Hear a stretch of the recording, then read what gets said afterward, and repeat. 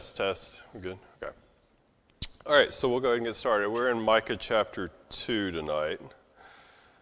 So we finished chapter 1 last week. So chapter 1 of Micah is kind of a general chapter where he basically is telling them that disaster is coming, and he names a bunch of cities in the western part of Judah that's on the border with Philistia that are cities that are going to be hit when Assyria comes through initially, because Assyria is going to come down the coast and then they'll go from west to east into the country of Judah.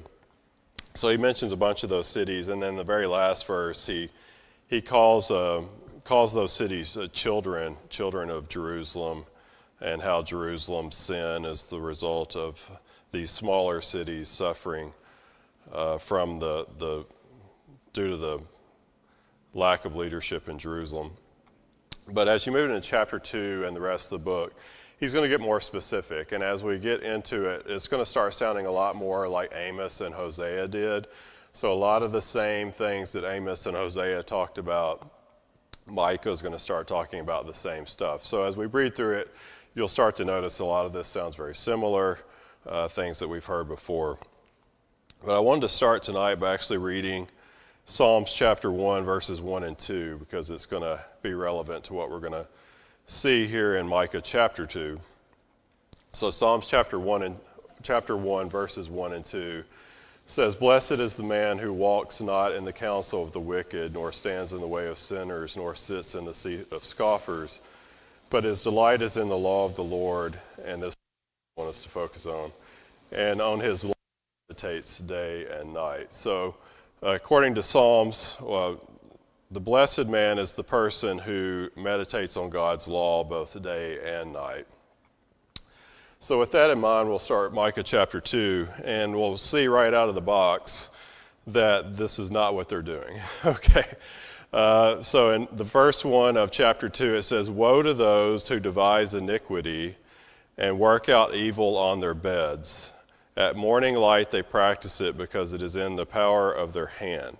So what Micah is going to do in chapter 2 and chapter 3 is he's going to identify three particular groups of individuals who are the real enemy of Judah, or you could say Judah and Israel if you want. So as you look at the situation in Judah and Israel, you can ask yourself, well, who's really the enemy of God's people? Is it Assyria?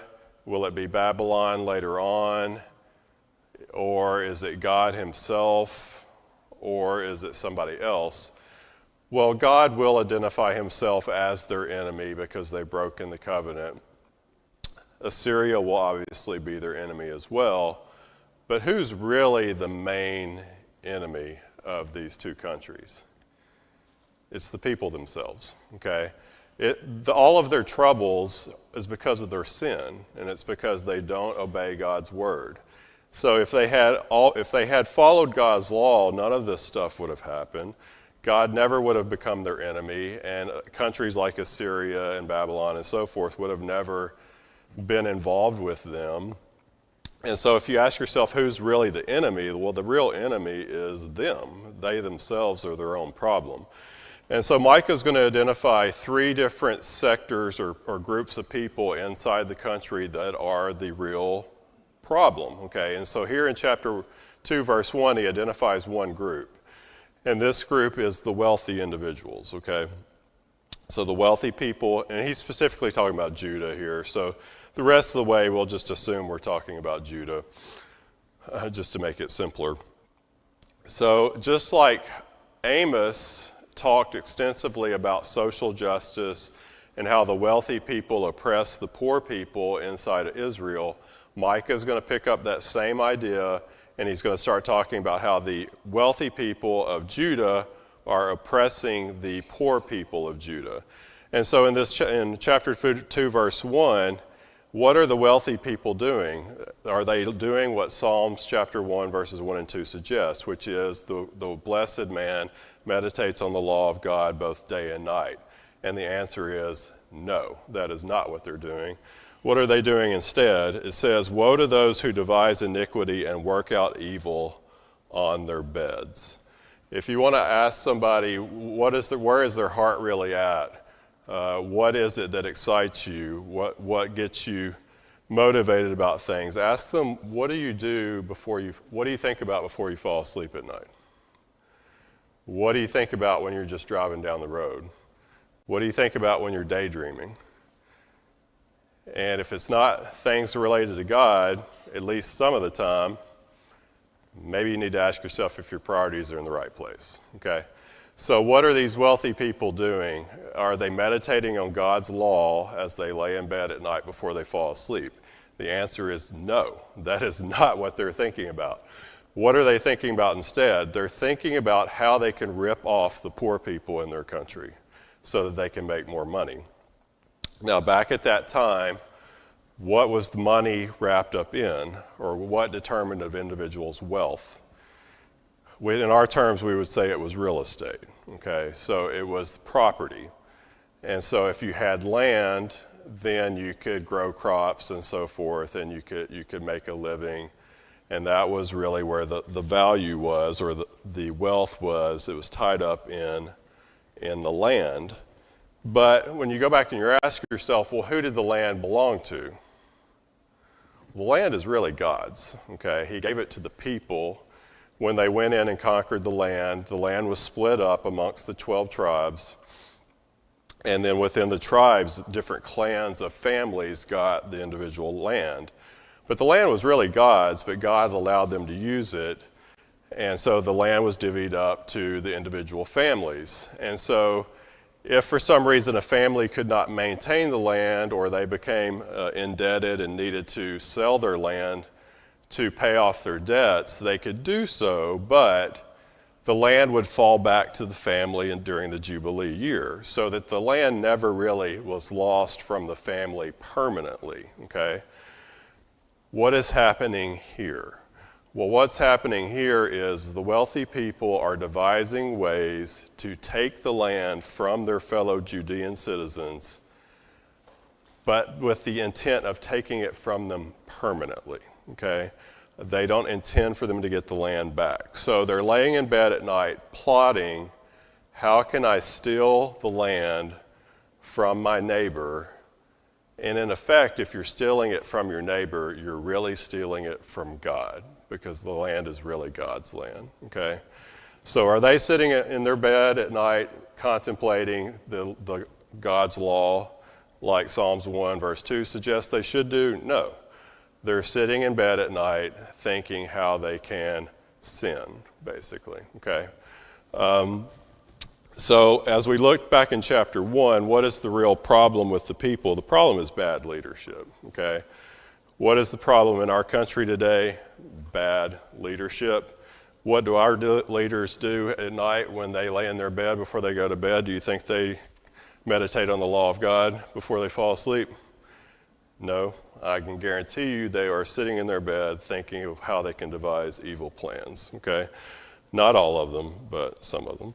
All right, so with that in mind, so the wealthy, they are laying in bed trying to figure out how can they take things from their fellow citizens. All right, verse 2, they covet fields and take them by violence, okay?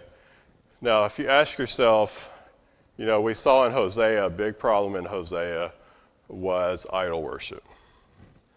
And you may ask yourself, well, you know, idol worship, you know, that was a thing of the past. We don't really have an issue with idol worship today. But if you look at Colossians,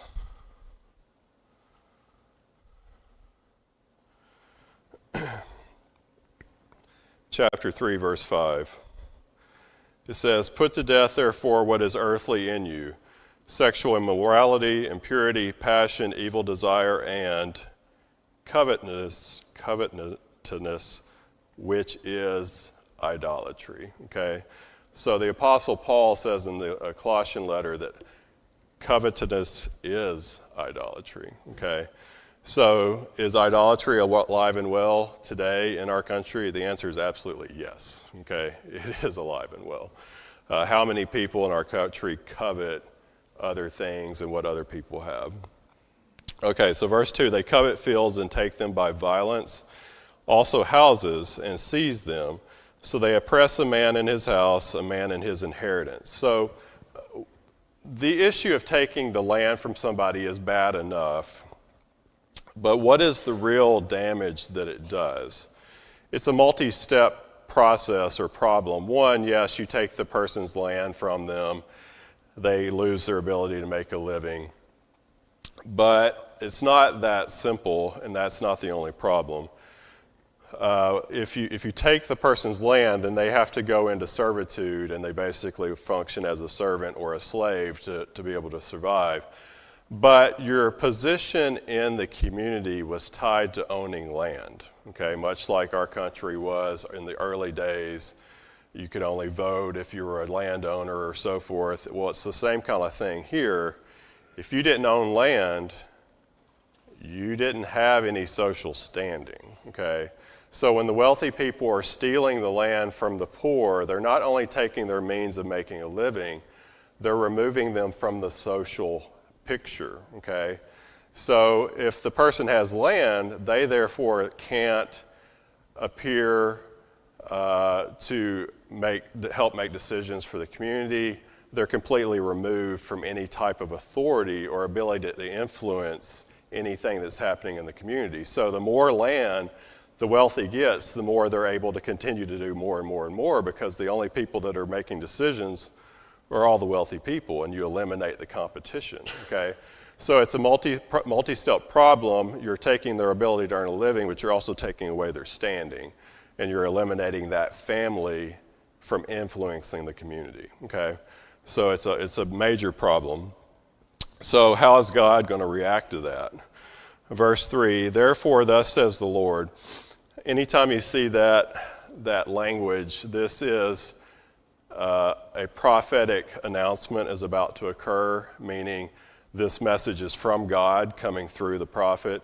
So you'll notice the next thing is probably in quotes in your Bible, meaning this is God's word that came through Micah. It says, behold, against this family I'm devising disaster, from which you cannot remove your necks, nor shall you walk haughtily, for this is an evil time. So if you notice in chapter 2, verse 1, the wealthy devise iniquity. But in chapter 2, verse 3, God is going to devise disaster, okay? So this is a eye for an eye type of mentality. It's where the people do one thing and God reacts and does something back to them. So since they have broken the covenant, God can then react back to them and punish them in a way that's commiserate with their crime, okay? So God says, okay, because you have oppressed the poor, you've violated the covenant, you've done exactly the opposite of what I told you to do, I'm going to turn around and do to you what you have done to my people, the poor people, okay? So he says to them, I'm going to devise disaster against you, and you're not going to be able to remove your neck from it. So in other words, he used the imagery of an ox with a yoke on it, on their necks, and he's saying, you're not going to be able to get out of the situation I'm going to put you in. He says, you will not walk haughtily, for it's an evil time. Then he says, in that day, which means the day that God's going to bring judgment upon them, he says, in that day shall take up a proverb against you and lament with a bitter lamentation, saying, the wording there in the New King James is a little wonky. What's happening is this is a taunt, okay? So it's not God taunting them. What is happening, this may be something the wealthy people said, but what's going to end up happening is when the Assyrians come in, they're going to turn around and taunt them with their own words and mock them. And so what will the Assyrians say to the wealthy when the Assyrians come in to take them? They're going to say this, mocking them. They're going to say, we are utterly destroyed. He has changed the heritage of my people. How he has removed it from me. To a turncoat he has divided our fields. In other words, the wealthy people, when Assyria comes in and they take them captive, they're going to basically throw their hands up in the air and be like, I can't believe this is happening. Because they're so delusional that they don't see that what they're doing is wrong. So they have associated their wealth as meaning that they're right with God, okay? So they think because they're wealthy, then that means that God is blessing them. And if God's blessing them, then they must have a good relationship with God. But that's exactly the opposite of what the reality is. The reality is they've gotten their wealth by sinning, and therefore God is going to turn around and punish them for that. So when Assyria comes in and takes them over, they're just going to be like, well, we don't know what's going on. We don't understand why God's doing this. And if you notice that it says, if you look at the quote again, it says, we are utterly destroyed. Then the next line, he has changed the heritage of my people. In other words, what were they doing to the poor people? Well, they were removing them from society by taking their land. So if they don't have land, they can't help make any of the decisions for the society. But when the Assyrians come in and take their land, then their heritage is removed just like the poor people's heritage was removed, okay? So God is doing exactly to them what they were doing to the poor, okay? And if you look at the next line, they're like, how he has removed it from me. And then it says, to a turncoat he has divided our fields. What that means is, how has he given our land to the Assyrians? Okay. Now, again, there's an irony here. Whose land is this? It's God's land, okay? But God gave it to all the people, but the wealthy stole it from the poor, okay? So in their mind, they think the land is theirs. And they cannot see that, well, actually it's all of Judah, and all the citizens of Judah had parts and parcels of the land. But in reality, the land was God's, okay? And so God has the right, once they violate the covenant, to give the land to whoever he wants to give it to, okay? So if God wants to take the land from them and give it to Assyria, he's perfectly within the contractual covenant right of God to do so, okay? But they can't see that and they can't get it because their mind has become so twisted and delusional, okay? Now, did this come about? And the answer is yes. So when Sennacherib came in, though Sennacherib did not make it into Jerusalem and take Jerusalem, did he take captives from Judah? And the answer is yes, okay? Sennacherib brags in his annals that he took over 200,000 prisoners from Judah, okay? So he took a lot of these wealthy people into captivity. Now, what happened to the Jews that went into captivity in Assyria? They're gone. They're lost to history. Nobody knows what happened to them, okay? They went into Assyria. They probably just got assimilated into the culture that they were in. They never came back, okay? So what happened to that land that they thought was their family land? Their family never got it back. So if their family never got the land back, then who got the land? The poor people, okay? That's the irony, all right? So they thought the land was theirs. God says, no, it's not yours, it's mine. I will let Assyria come in. Assyria will clean house. They'll take a lot of you out. You will lose the land, and the people that will collect the land will be the poor people that you were oppressing, okay? So once the dust settles and Assyria comes and goes, these wealthy people are now gone, their families are gone, and the poor people come in and get the land and occupy the land that the oppressing wealthy people thought they had. And so that's ultimately what's going to happen. Okay, so verse 5, therefore you will have no one to determine boundaries by lot in the assembly of the Lord. And that's exactly what he's saying. He says, once you're gone, you won't have a family to appear in the temple gate, for instance, or in a city gate to cast a lot for your land or to cast a lot or to make some kind of claim on your land because you're gone and your family's gone. And so that land is going to fall to somebody else. All right, verse 6, do not prattle I have no clue what that means. Verse 6, let me read it. Okay, let me read it in a different version. It says, do not preach is what the ESV says. I've never heard the word prattle in my life. Do not prattle, you say to those who prophesy. What's happening is, I'm just going to read this verse out of the ESV. The New King James is a little interesting in the way it's worded. In the ESV it says, do not preach, and that's in quotations. And what that is the people opposing Micah are saying, don't preach. We don't want to hear this message, okay? Now, if you remember in the book of Amos, was there a situation in Amos where somebody said to Amos, quit preaching, we don't want to hear it anymore?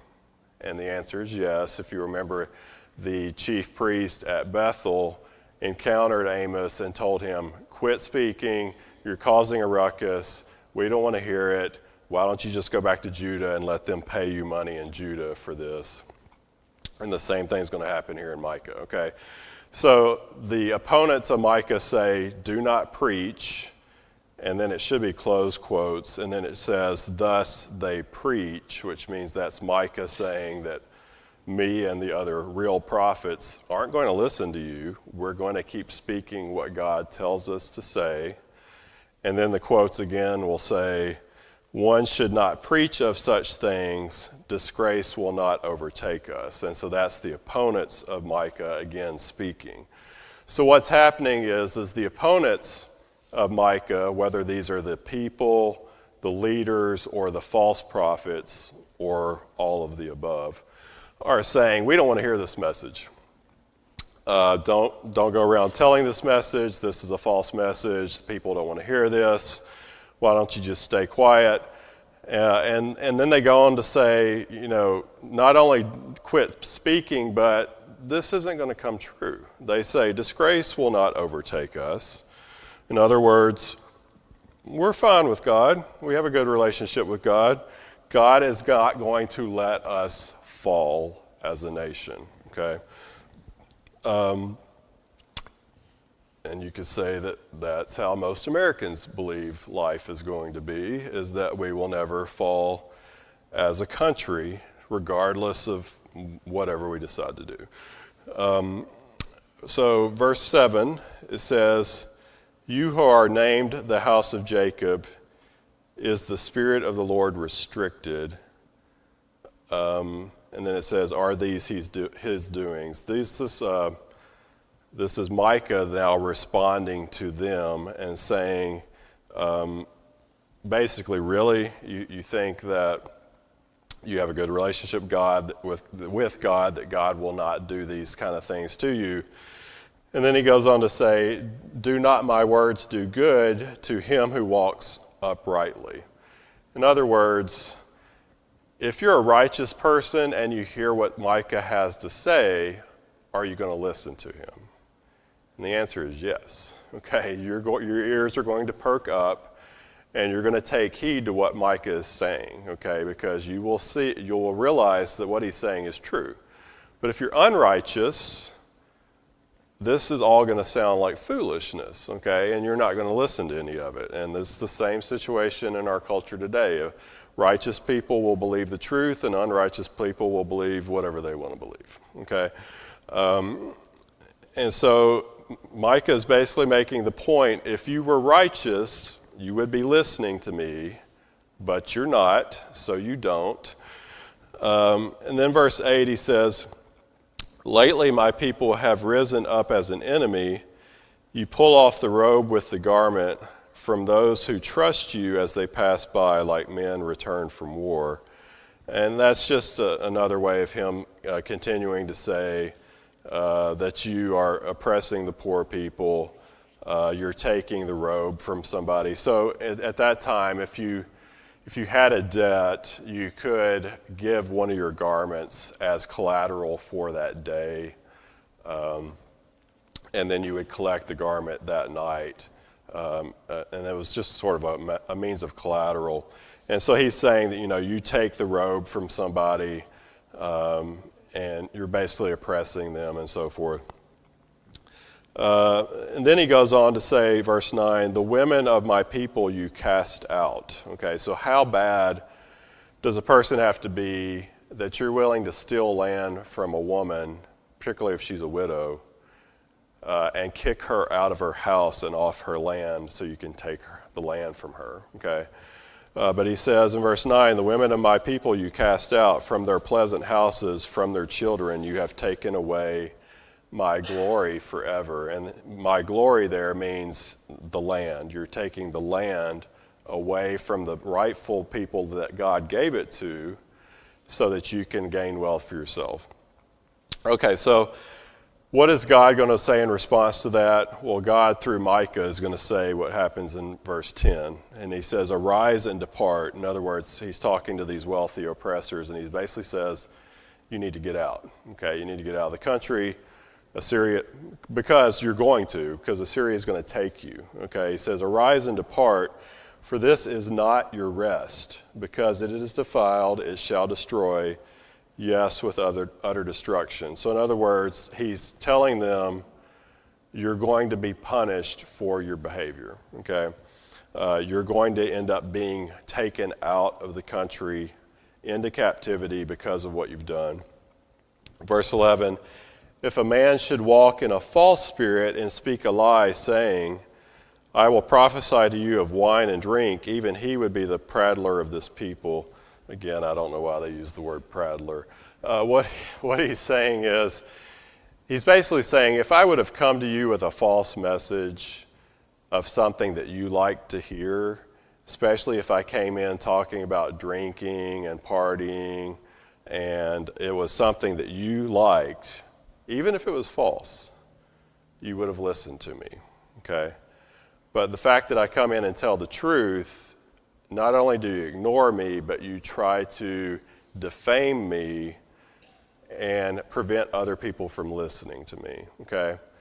And how much of that is happening in our culture today, where people who actually speak the truth are silenced and tried to be shamed so that nobody else will listen to them. But a person who stands up with a false message of total nonsense, everybody flocks to that and listens to that, okay? What is the end result of a country that operates with that level of mentality? They always go down, okay? That is the end result. And so Micah is saying to them, if I would have come in here and given you a message of false hope and nonsense and whatever else you wanted to hear, you would have accepted me. But because I tell you the truth, you don't listen to what I have to say. So what's going to happen to them as a result of that? Verse 12, I will surely assemble all of you, O Jacob. So this is God speaking through Micah. I will assemble all of you, O Jacob. I will surely gather the remnant of Israel. I will put them together like sheep of the fold, like a flock in the midst of their pasture. They shall make a loud noise because of so many people. The one who breaks open will come up before them. They will break out. In other words, Micah is offering some hope here at the end. I didn't finish the last part of that verse. I'll get to that in a second. So these last two verses of chapter 2 are a pause where he offers hope. But the key word in all this is what? The key word is in line 2, that he will gather a remnant, okay? So what's going to happen to the vast majority of the people? They're going to be taken into captivity and lost forever. What's going to happen to the righteous? They will form a remnant, and God will bring them back into the land to live on the land in the future, okay? Now this is what happens, and that's going to happen several centuries down the road from where we are right now. But it will happen eventually where God will take them in. This initial group will go into captivity in Assyria, and they're lost to history. But eventually, later on down the road, Judah as a whole, or a lot of Judah, goes into captivity in Babylon. So that's a different country than we're talking about right now, and that's further down the line. But from Babylon, a group will come back and reside in Judah again, and they will occupy the land. So he's offering a suggestion of hope here. So if you're a righteous person that happens to be poor in Judah right now, and you're being oppressed and suffering, well, this is a message of hope, that either you yourself or your descendants have a hope of actually having a proper country, a proper group of individuals that worships God again in the future. But the situation right now, when Micah is speaking, is relatively bleak. Okay, just to finish the verse, it says, just to start with verse 13 again. The one who breaks open will come up before them. So who's the one who breaks open? It's probably talking about God. God will be the one to lead them. Okay, so it says they will break out, pass through the gate. In other words, wherever they're being held captive, they're going to break out, they're going to pass through the gate, they'll go out by it, their king will pass before them with the Lord at their head. So, if you notice, right now, when Micah's speaking, do they have a king? The answer is yes, depending, it's either Jotham, Ahaz, or Hezekiah, depending on when this prophecy is being made. But when the remnant returns to Judah, will they have a king? And the answer is yes and no. It's yes, because God will finally be their king again, okay? But will they have an earthly human king? No, okay? So once they go into Babylon and come back, do they ever have a king again? Not in the sense that they have a king right now. I mean, they have a couple guys called king, like Agrippa the First and so forth, but they're horrible, and they're always appointed by Rome or somebody like that. So in the sense that they have a king now, no. But who will be their king when they come back? God. God will be their king, okay? Any questions on chapter 2? If not, I'll just move into chapter 3. It goes with it. So it says, and I said, and then Micah's going to talk. It says, hear now, O heads of Jacob, and you rulers of the house of Israel, is it not for you to know justice? Okay. So what was one of the main things that the rulers and the leaders were supposed to do? Well, there's a lot of things that the king or leaders should do. But one of them is to maintain justice, okay? But is that what they're doing? All right, and the answer is no, okay? So in chapter 2, we saw that one group of evildoers in the country were the wealthy. Okay, now he's going to identify a second group of people that are guilty for the sins of the country, and these are the leaders. Okay, so chapter 2 is about the wealthy. Chapter 3, the first part is going to be about the leaders, and then he's going to pick a second group in chapter 3 a little bit later. So for right now, he's talking about the leaders and how the leadership of Judah has failed them. So leadership should carry out justice or maintain justice in the country. And so he asked them the rhetorical question, is it not for you to know justice? And the answer is yes, they're supposed to know justice and carry out justice. Are they doing that? And the answer is no, okay? So verse 2, you who hate good and love evil, who strip the skin from my people and the flesh from their bones, who also eat the flesh of my people, flay their skin from them, break their bones, and chop them in pieces like meat for the pot, like flesh in the cauldron. So are they executing justice? Well, no, he uses his imagery of cannibalism, okay? They have gone so far from justice, and by justice it means social justice, where you treat the people the way they should be treated, the poor are taken care of, and so forth, and they're not doing that, okay? They're more interested in gaining wealth for themselves by oppressing the poor, just like Amos talked about in Israel.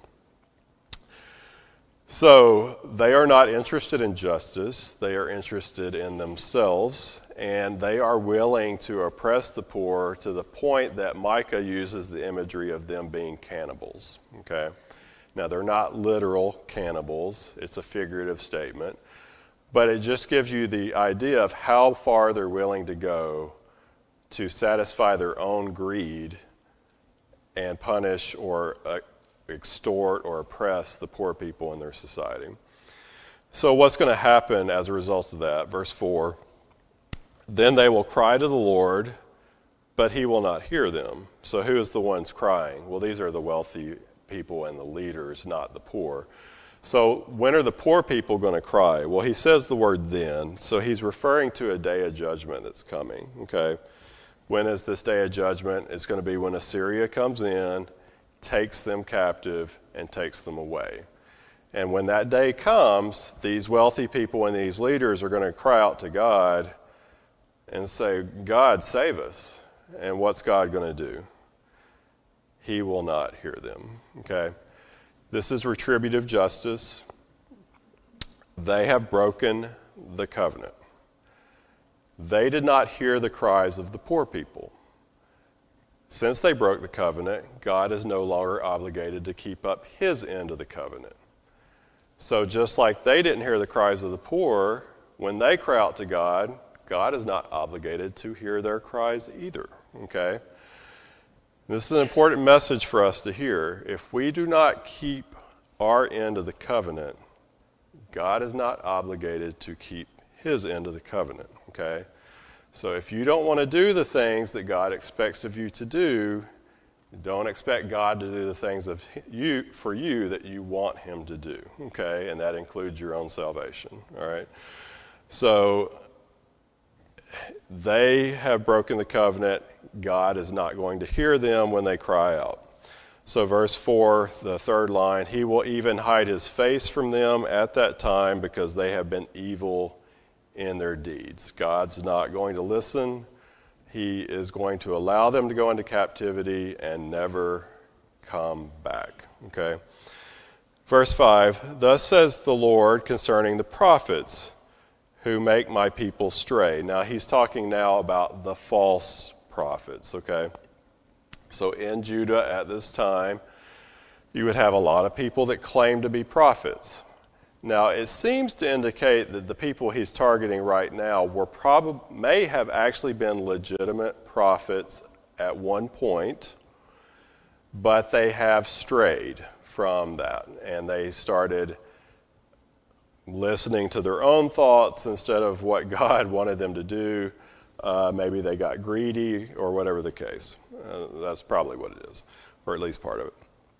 So it says, thus says the Lord concerning the prophets, the false prophets, who make my people stray, who chant peace while they chew with their teeth, but who prepare war against him who puts nothing into their mouths. And that may sound a little strange at first. So this is the exact same thing that happened in Amos. If you remember in Amos, the priest at Bethel told Amos, keep quiet, we don't want to hear your message anymore. Why don't you just go back to Judah and let them give you bread for your message? And that's an idiom for the prophets were often paid for what they had to say. It's just like you pay a minister today. So if this became their livelihood, so to speak, they might be paid with money, but they may also be paid with food, okay? And so in Amos, the priest at Bethel says, why don't you just go back to Judah and let them give you bread for your message, okay? In other words, let those people pay you by food for what you're having to say. We don't want to listen to it anymore. So what's happening here in Micah chapter 3, verse 5, is he's talking about these false prophets who are now going around telling the people what they want to hear to make money, okay, or to get food. So what are they telling the people? They're basically saying, don't listen to Micah. They say peace, okay? So everything's fine. Everything's going to be fine. You're okay. And notice it says as they're saying peace, they're chewing with their teeth at the same time. In other words, they're eating the fruits of their labor as they lie to people, okay? But what do they do to the people that don't give them anything? Well, they curse them, okay? So if you notice, it says they chant peace while they chew with their teeth, but they prepare war against him who puts nothing into their mouth. So in other words, if somebody didn't pay them anything, they issue a curse against that person. But if you give them something, they'll tell you what you want to hear, okay? How many preachers are that way today? Okay. How many preachers, even if they don't want to be that way, are scared to preach the truth because they're afraid they'll lose their job because the audience doesn't want to hear it anymore, okay? This is a major problem in the religious world back then as well as now. So he's condemning these false prophets. And then verse 6, he says, "Therefore you shall have night without vision, and you shall have darkness without divination." What he means by those two lines is they may have been true prophets at one time, and God would send them messages through dreams. But he's saying you're not going to have these visions or divination anymore. In other words, God's cutting you off. You have decided to go your own way and give your own messages, which are lies. So God's not going to give you any true messages anymore. And then as you look at the last two lines of that verse, the sun shall go down on the prophets and the day shall be dark for them. In other words, they're not going to have anything to say anymore because there's not going to be any more messages from God coming to them. Okay. All right, so verse 7, it says, "So the seers shall be ashamed and the diviners abashed. Indeed, they shall all cover their lips, for there is no answer from God." In other words, God isn't going to give them any more messages. And not only that, but when Assyria does actually come in and take the people into captivity, what are these false prophets going to say then? Their whole message all this time has been peace, peace, peace, everything's good, everything's fine. Well, when Assyria finally comes in, everybody's going to know they were a liar, right? Because they've been prophesying that, oh, everything's fine, everything's fine. And Micah's sitting here saying, no, everything is not fine. But when Assyria shows up, is it going to be obvious then who's telling the truth?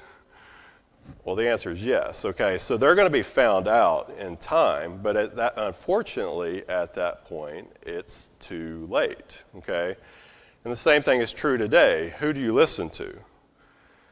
What narrative do you listen to? What do you put your trust in? And is it too late once you figure out the difference between the lies and the truth? Okay, so we all need to think about where are we spending our time? Who are we listening to? And maybe we need to go back to Psalms 1, verse 2, which is we meditate day and night on the word of the Lord, not on all the other nonsense. Okay? All right, verse 8, "But truly I am full of power by the Spirit of the Lord." Should we have had a bell yet, by the way? It's already 7:45. All right. I don't know what time we're supposed to get out of here, but it's 7:45. So I'll finish this verse and then I'll let you go. So it says, "But truly I am full of power by the Spirit of the Lord." This is the only time in the Old Testament where somebody says, I am full of power by the Spirit of the Lord. Okay? So what is Micah doing here? Micah's coming out strong and saying, you guys are nonsense. Everything you're saying is a lie, but me, everything I'm saying is through the Spirit of God. Okay, God is the one guiding me. I'm full of the Spirit. And as a result of him being full of the Spirit, what does he do? It says, "and of justice and might." So the word justice means that he's able to see right and wrong. He's able to execute justice. He knows what he's supposed to do. And when he says might is a military term that you would normally apply to warriors. And he's basically saying, God is giving me the strength to know what is right, but also to fight against everybody else. Okay? So if he's the only one that's going to stand up and say the truth in a sea of liars, then he's saying God is going to give me that strength, and I'm going to stand up and tell you the truth, even if you all ignore what I have to say. And my goodness, do we need people like that today. And I'll stop there. Does anybody have any questions or comments? Okay. Good to see everybody. Hope you have a good rest of the week.